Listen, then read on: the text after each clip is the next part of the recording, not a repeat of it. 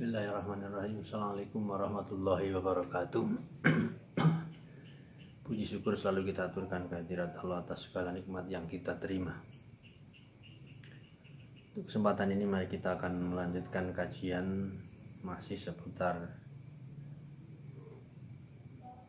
riwayat Nabi Adam yang kita banyak mengambil pelajaran. Untuk pelajaran kali ini kita akan mengkaji dua hal. Yang pertama tentang masalah dosa, terkait dengan dosa pertama yang dilakukan oleh makhluk Allah. Dosa pertama yang dilakukan oleh makhluk Allah dalam Al-Baqarah ayat 34 dan 35. A'udzubillahi minasyaitonirrajim. Bismillahirrahmanirrahim. Wa idh qulna lil malaikati isjudu li adama fasajadu illa iblis aba wastakbara wa kana minal kafirin.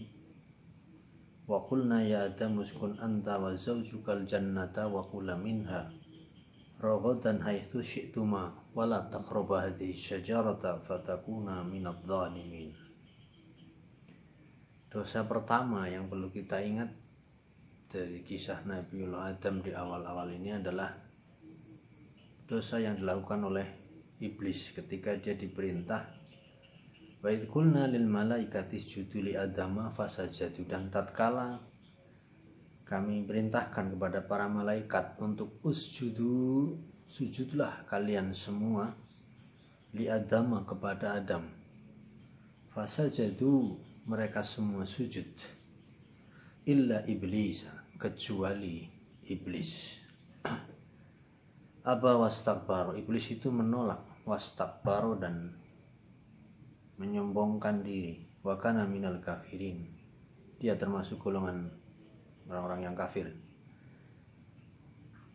Pemirsa sekalian, jadi dosa pertama adalah aba wastakbaru, dosa yang dilakukan oleh makhluk Allah, yaitu iblis. Iblis menolak perintah Allah, yakni usjudu li adama, untuk sujudlah kalian semua kepada Adam. Iblis itu aba, menolak, dia menolak, nggak mau sujud, nggak mau taat kepada perintah Allah. Wastakbaro, di terjemahan yang biasa kita lihat, wastakbaro itu menyombongkan diri. Meskipun kalau kita belajar wazan dalam tasrif itu istakbaro ada pengertian sama dengan istighfaro. Kalau istighfaro memohon ampun, istakbaro itu memohon kebesaran. Jadi iblis itu tidak mau tunduk kepada perintah Allah untuk sujud kepada Nabi Adam. Dia menolak karena dia juga memohon kebesaran. Nah, kita lihat ini dianggap dosa. Jadi penolakan iblis itu dianggap dosa karena tanpa kelebihan, tanpa peran, dia minta kebesaran sebagaimana Allah berikan kebesaran kepada Nabi Adam berupa pengenalan nama-nama, berbagai macam nama. Lah, iblis itu tidak dikaruniai itu, tetapi dia istakbar. Dia memohon kebesaran. Maka karena merasa dia tidak diberikan kebesaran, dia aba, menolak perintah Allah. Maka menolak perintah Allah, wastakbar, tapi juga dia memohon kebesaran. Nah, yang menjadi kesalahan sekali lagi adalah dia minta kebesaran tetapi tidak punya peran. Jadi kebesaran diminta tetapi pada posisi ketika dia tidak punya peran. Nah, maka dosa pertama adalah, nah, sementara di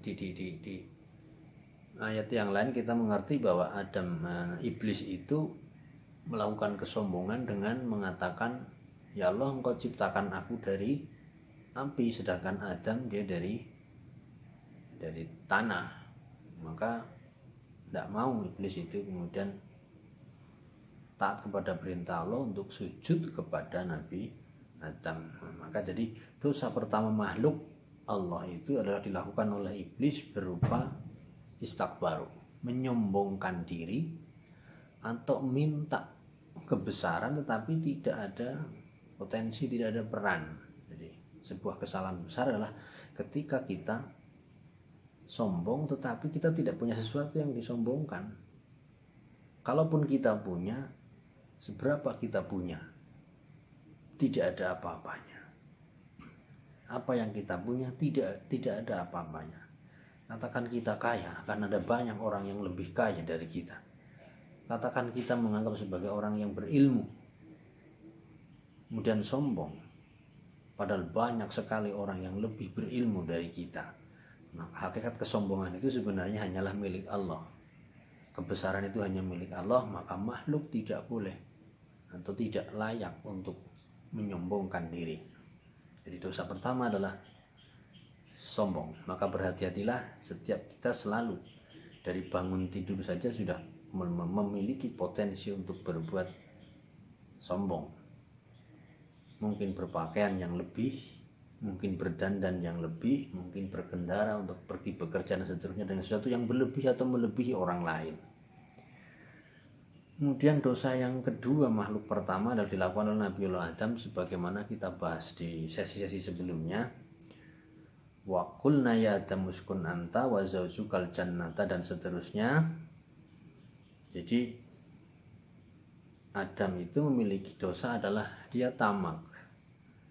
Tidak merasa cukup dengan apa yang sudah ada di surga, nikmat yang ada di surga, kemudian minta yang lain. Berupa yang wala taqraba hadhihi syajarah, dia melanggar untuk memetik buah khuldi. Jadi kenikmatan yang sebenarnya sudah cukup, ada godaan sebuah nikmat yang kecil, dia tergoda, jadi tidak merasa cukup dengan apa yang sudah dimiliki. Maka rakus adalah dosa pertama. Rakus adalah dosa pertama yang dilakukan oleh umat manusia. Maka berhati-hatilah kita dari dosa ini. Jadi dua dosa pertama adalah kesombongan, dosa yang kedua adalah ketamakan atau rakus.